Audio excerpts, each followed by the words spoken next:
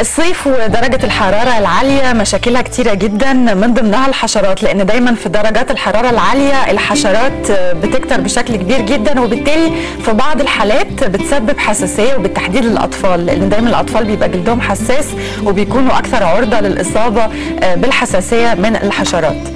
النهاردة هنتكلم عن الحساسية مع الدكتور مجدي بدران، عضو الجمعية المصرية للحساسية والمناعة. صباح الخير يا دكتور. صباح النور. صباح الخير. صباح الخير يا حبيبي. دايما الحساسيه كانت مرتبطه في الاذهان بانواع الاكل مش بالحشرات. هل في علاقه ما بين الحشرات والحساسيه؟ لا طبعا، هو كل موسم وليه ظروفه. بحيث احنا نقول دلوقتي هي الناس فاكره الحساسيه بتبقى اكتر في الشتاء. الصيف احنا بنلاحظ حساسيات اكتر. ليه؟ مع ارتفاع درجه الحراره زي ما الاخت اتفضلت، دلوقتي في حشرات بتنشط عندنا في البيوت كتيره جدا، النمل والصراصير والنحل في بعض الاماكن والدبابير، الحاجات دي كلها والبراغيث، الحاجات دي كلها ممكن تعمل حساسيات ومحدش ياخد باله. بتقرص بس يا دكتور؟ الحاجات دي بتقرص تعمل حساسيه؟ انا ما هقول لك، بس هو التفاعل مع الحشره دي ممكن يبقى القرص العادي حاجه بسيطه، وممكن يعمل حساسيه في الناس اللي عندها استعداد.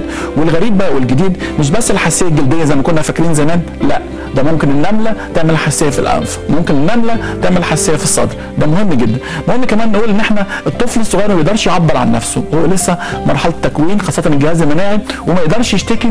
وممكن الام تكون لسه اول مره ومش فاهمه الموضوع، وتجيب الطفل عمال يشتكي، والطفل بيصوت، وتلاقي جسمه احمر وعينه ورمه، وتدور وما تلاقيش حاجه، تقوم تخلي على الملابس تلاقي برغوثه مستخبيه، تلاقي نمله عماله ماشيه على رقبته. فمهم قوي اما الطفل يبكي ونلاقي اي احمرار في جسمه ان احنا ندور في الملابس بتاعته. دي واحده. الحاجه الثانيه بنلاحظ ان الاطفال اللي بيجي لها حساسيات من الحشرات في الغالب بيبقوا قاعد على الارض، ناموا على الارض، الدنيا حر، طلعوا بره خاصه في الارياف، نام بره، فنايم على الارض، النمله ماشيه تروح معديه وهكذا. حاجه كمان مهمه مش بس في الريف بقى، في المدن احنا عندنا الصراصير، وناس كتير جدا بتقول لك انا ما عنديش صراصير، ولكن الهواء بتاع القاهره فيه صراصير، القمامه موجوده في بعض الاماكن، الصراصير موجوده على بعد 50 بيت. الصرصاره بيموت ما حدش بيدفنه، الصرصاره بيموت بتحول لبودره، وتحول البودره دي تنتشر مع الهواء، وانا اشمها، اشم الصرصار نفسه، اشم البيض بتاعه، اشم الافرازات بتاعته. الحاجات دي كلها هتيجي تعمل لي حساسيه صدر او انف او جلد او عين حسب الاستعداد الوراثي اللي عندي انا. يبقى المهم ان احنا نعرف الناس ان ممكن تكون الحشرات ليها دور في الحساسيه خاصه في الصيف. طب حضرتك قلت ان في اجسام بتبقى اكثر عرضه للتعرض للحساسيه دي عن اجسام ثانيه، لان مش كل الناس على حسب الاستعداد الوراثي. انا بتولد وعندي استعداد بيكون عندي حساسيه لايه.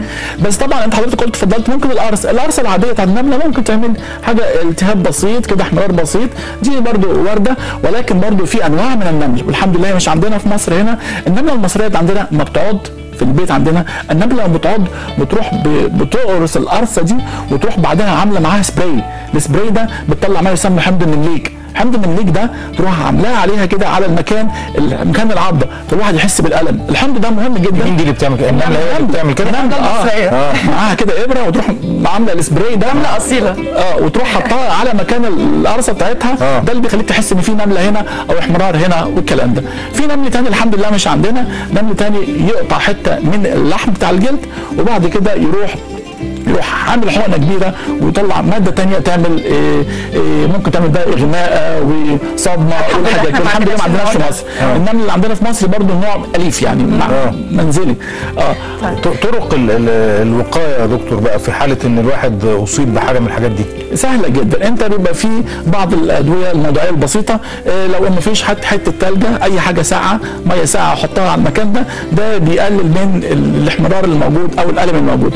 بس برضه يفضل الناس اللي عندها حساسيات ان يبقى عنده دواء للاعراض يعرض المواد الحساسيه، وان يكون في اتصال بالطبيب دايما، لان في ناس احنا قلنا ممكن تبقى حساسيه انف او صدر ممكن تيجي من النمله، فبرضه لازم يقول انا حصل لي كذا وانا حاسس. بس النمله هتجيب ازاي حساسيه في الصدر والحاجات؟ اقول لحضرتك هو النمل يطلع اما هيحمل لنا الحقن اللي بنقول عليها دي هيعمل لي الحساسيه الموضعيه البسيطه، القرصه دي. ولكن في بعض انواع من النمل ممكن تديني بروتينات في القرصه بتاعتها، ودي تعمل لي حساسيات انف او صدر. هي نادره صحيح وقليله، بس الاكثر طبعا الجلد في مصر. برضه هنقول ما دام دخلنا في الحشرات لازم نعترف. انا النهارده الفجر قلت اشوف موضوع الحشرات في امريكا ايه، وفوجئت ان 80% من بعض المدارس في امريكا بيبقى عندهم حشره القمل. ودي ناس كتير مش جدا في مصر مش عارفاها ومش واخده بالها منها. قلت طب اشوف في بريطانيا قد ايه؟ 40%. اشوف في شرق اوروبا كام؟ 58%. طب ايه سبب انتشارها في اوروبا وفي امريكا بالشكل ده؟